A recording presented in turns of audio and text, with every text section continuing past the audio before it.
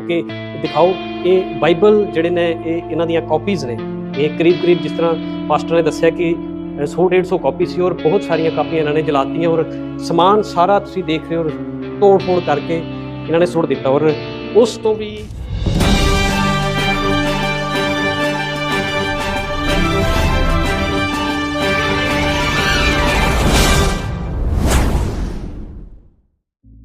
बासायगिरि प्रभु जीशु ख्रिस्टनि मुङै साफ्रोम नायगिरि नोंथांमोनखौ जय मसीह होननानै खुलुमहरदों आरो लोगोसे फिन बयखौबो बरायदों। अनजाग्रा प्रियफोर, नोंथांमोना भिडिअखौ गिबियावनो इसे नुनो मोन्दों, इसे आइडिया मोन्दों। बेयावहाय नोंथांमोना गोबां माल माथाफोरखौ गारलाबायनाय, सियारफोरखौ बुख्रुबनानै दोननाय, माखासे लेखाफोरखौ बेबायदिनो गारलाबायनानै दोननाय, सियार, उन्दुग्रा आरो जिखिनि दङ गासै मालफोराबो डिसिप्लिनाव गैया, गासैबो तोड़फोड़ माने बुख्रुब बुख्राब जानानै थानाय बेबायदि भिडिअखौ नोंथांमोना नुदों आरो इसेब्लाबो नोंथांमोना थाम्बनेलखौ नायनायनि गेजेरजों आइडिया मोनखादों जे बाथ्राया मा जानो थांगासिनो दङ। अनजाग्रा प्रियफोर, दिनै नोंथांमोननो मोनसे बेबायदि रादाब लानानै फैदों। जे रादाबा गोबां दुखुनांथावना रादाब, गोबां दुखुनांथावना अनजाग्रा प्रियफोर। जम्मु काश्मीराव जानाय जाथाय, गिर्जा न' सिङाव माखासे गाज्रि सुबुंफोरा हाबनानै बाइबेलखौ सावदों। अनजाग्रा प्रियफोर, बाइबेलखौ सावदों आरो बाइबेलखौ केवल सावनानैल' थादों बे नङा, बे न' सिङाव थानाय जि माल माथाफोर दंबावो बेफोर गासैफोरखौबो बुख्रुबदों, गारख्रुबदों, जिफोरखौ गासैखौबो नस्थ' खालामजोबदों, गासैखौबो डेट मिन्स गिर्जानि सिङाव थानाय गासैखौबो गाज्रि खालामदों आरो बेजोंनो लोगोसे मोनसे गोबां लासिं लाजिथावथाव जिखौ खालामथारनो नांथारै बेबायदि खामानिबो बिथांमोना खालामनानै गालांदों। बेखौ नोंथांमोननो आङो जोबनाय फारसे दिन्थिहैगोन। नोंथांमोना नायग्रोनानै लादो जे बेयाव मा बुंखो, माबायदि, बेफोर गासैखौबो नोंथांमोना मिथिग्रोनानै लाग्रोदो। बिनि उनाव आङो बुंहैगोन जे बिथांमोना गिर्जा न' सिङाव माखौ एसेबां गाज्रि खालामनानै गालांबावखो। अनजाग्रा प्रियफोर, दा बेजों लोगोसे खावलायनो हास्थायदों, सोरबा जुदि चेनेलाव दिनैसो गोदान फैदोंब्ला, दिनैसो मोनदोंब्ला नोंथाङा चेनेलखौ साबस्क्राइब खालामना लादो। जेन फैबाय थानाय समाव बेबायदिनो ख्रिस्टियानजों सोमोन्दो थानाय रादाबफोरखौ मोनबाय थानो हायो आरो बोसोनफोरखौ मोनबाय थानो हायो। आरो लोगोसे भिडिअखौ शेयार खालामगोन जेन बयबो मोनथियो बे जाथायखौ आरो नोंथांनि मोनसे मोजां लाइकखौ आंनो होनानै गालांगोन। दे अब्ला प्रियफोर, नोंथांमोना बे भिडिअखौ नायग्रोदो। कि दिखाओ ये बाइबल जिहड़े ने इन्हां दीयां कॉपीज़ ने ये करीब जिस तरह पास्टर ने दस्सिया कि 100-150 कॉपी सी और बहुत सारिया कापियां इन्होंने जलातियां और समान सारा तुसीं देख रहे हो और तोड़ फोड़ करके इन्होंने सुट दिता और उस तो भी जिहड़ी वड्डी और गंदी गल जिहड़ी मैनूं इत्थे सानूं देखण नूं मिली, लैटरिन तक कीती गई। देखो तुसीं बैड दे उत्ते मतलब लैटरिन कीती गई और इस बाइबल के इत्थे बाइबल जलाई, लैटरिन कीती और इतना बेवकूफ़ इंसान कोई रहा। तकरीबन 11 बजे मैं घर पे, तब मुझे फ़ोन आया पास्टर जी का, पास्टर आकाश का, जिन्होंने बताया कि हमारे चर्च में एक बहुत ही शर्मनाक घटना घटी है कि कुछ शरारती तत्वों ने आकर चर्च में बाइबल्स को जलाया है, सामान को नुकसान पहुंचाया है, लैटरिन की है। तो इस सिलसिले में मैंने जल्द से जल्द नासर मसीह को, जो हमारे जनरल सेक्रेटरी है ग्लोबल क्रिश्चियन एक्शन कमेटी के, और आसफ जो डिस्ट्रिक्ट प्रेसिडेंट हैं हमारे, इनको मैंने कॉल करके और वहाँ पर मौके पर पहुँचे। हम यहाँ पर इस वक्त यहाँ मौके पर पहुँच के हमने पुलिस को सारी इन्वेस्टिगेशन के लिए बोल दिया, एप्लीकेशन दे दी है, सारा कुछ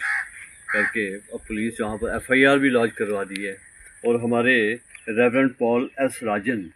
जो Believer Eastern Church Jammu diocese के चीफ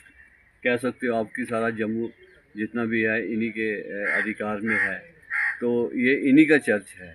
और पास्टर आकाश जो है, इन्हीं ने हमें फ़ोन करके यहाँ बुलाया था, तो हमने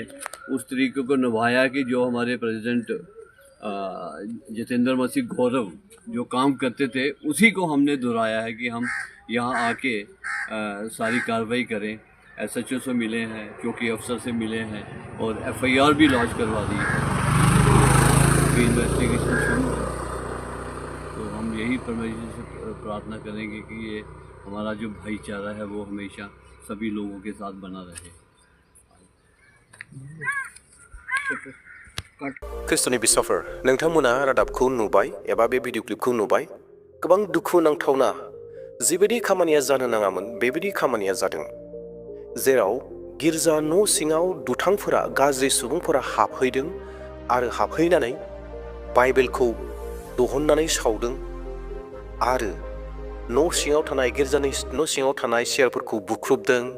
जिफोरखौ गारलाबायदों सिङाव थानाय जिखिनि माल माथाफोर दङ गासैखौबो बरबाद खालामदों आरो बेल' नङा अनजाग्रा प्रियफोर आं जायखौ नोंथांमोननो गिबियाव बुंदोंमोन आं खोन्थागोन होननानै बे जाहैबाय गिर्जा न' सिङाव खिनानै गालांदों हासुनानै गालांदों जायखौ प्राइभेट टयलेटाव मानसिफोरा खियो हासुयो जायखौ जोङो लेथ्रा मुगैयो बेबायदि खिनायखौ गिर्जा न' सिङाव खिनानै गालांदों जाय मानसिफ्रा बे खामानिखौ मावबाय बिथांमोननि साननाय हनाया माबायदि मानसि जातनि नंगौना नङा जों बे भिडिअखौ नायोब्ला एसे सन्देह जायो एसेबां मानसिफ्रा एसेबां गाज्रि खामानि मावनो हायोनो जोंनि गोसोआव बेबायदि मोनसे सोंलुआ फैयो नङा होमब्ला दिनै थारैनो बेखौ मावनायनि गेजेरजों बै मानसिफ्रा माखौ दिन्थिनो नागिरदों बिथांमोना मोनथिगौ नाथाय अनजाग्रा प्रियफोर दिनै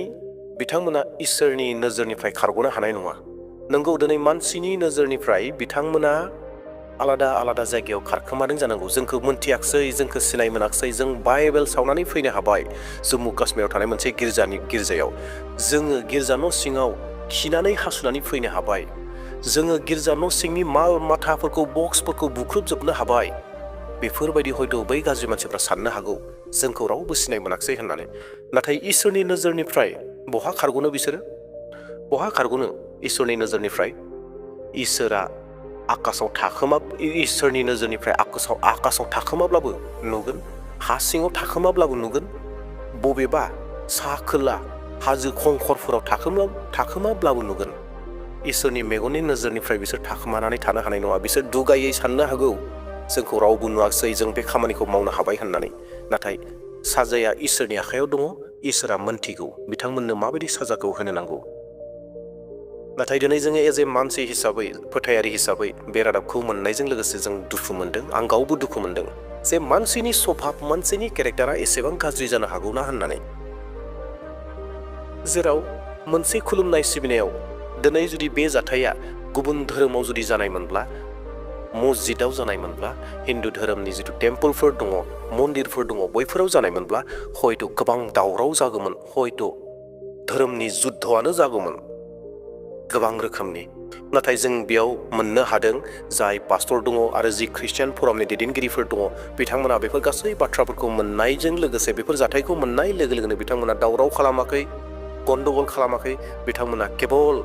पुलिसनो इनफर्म खालामदों आरो डिसिखौ लिंहरदों आरो बेजों लोगोसे बिथांमोना गासै बाथ्राफोरखौ बिथांमोननो मोनथिहोदों बेखौसो खालामदों आरो बेबायदि खालामनाया खालामनो गोनांथिखा एबा खालामनो नांखागौखा सिस्टेमेटिक नेमखान्थि बायदि खालामखानांगौखा जोङो जोंनि गोसो मानिजों बोलो मानिजों जुदि दावराव खालामोब्ला जोंबो जुदि थर-फर खालामोब्ला जोंबो संसारनिजोंसो समान जागोन बै गाज्रि मानसिजोंसो समान जागोन दा बेयावखाय बिथांमोना बेखौनो सिन्था खालामनानै जि गियानखौ इसोरा होदों बै इसोरा होनाय गियानजों बिथांमोना बेबायदि मोजां खामानिखौ मावबाय अनजाग्रा प्रियफोर गोबां ख्रिस्टियानफोरनि सायाव तारना जागासिनो दङ जोंनि बे भारताव गोबां जायगायावनो तारना जागासिनो दङ अनजाग्रा प्रियफोर दा बेयावखाय जोंनि खामानिया बेनो जागोन जोबनाय फारसे थांनो नागिरदों जेन आर'ज खालामो अनजाग्रा प्रियफोर नंगौ आंनियाव माखासे डिटेल्सफोरा गैया मा गिर्जा बबे डेनोमिनेसननि बेफोर बाथ्राया आंनियाव गैया नाथाय अनजाग्रा प्रियफोर जोंनो डेनोमिनेसननि बाथ्रा गैया डेनोमिनेसनजों जोंहा जेबो लोब्बा गैया बे मोनसे नामल'सो नाथाय जों बयबो बे सासेल' इसोर बे जिसु ख्रिस्ट'खौ खुलुमगासिनो दङ बे जिसु ख्रिस्ट'खौ खुलुमनाय सिबिनायनि थाखाय जों बेप्टिस्ट जानो हागौ केथलिक जानो हागौ जोङो लुथारेन जानो हागौ जोङो पेन्टेकस्टेल जानो हागौ जोङो गोबां रोखोमनि जानो हागौ नाथाय जोङो बै जिसु ख्रिस्ट'खौ नाजावनायनि थाखायनो जिसु ख्रिस्ट'खौ खुलुमनायनि थाखायनो दिनै जोङो सैसोनो गोनां जादों जों तारनाखौ मोनगासिनो दङ दा बेयावखाय डेनोमिनेसनखौ नायालाबानो बेफोरखौ थर खालामाब्लानो जोङो आर'ज खालामनि अनजाग्रा प्रियफोर जि गिर्जायाव जि प्रब्लेम्सआ जादों जायफोरा बे जेंनाफोरखौ होदों बिथांमोननि थाखायबो जों आर'ज खालामनो इसोरा बिथांमोनखौ निमाहा होथों जेन इसोरा सानसे बिथांमोनखौ नाजावथों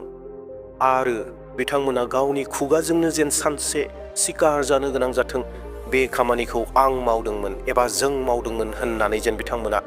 गावखौनो उन्नताप खालामनो गोनां जायो रिपेन्टेन्स जायो बेनि थाखाय अनजाग्रा प्रियफोर आर'ज खालामदो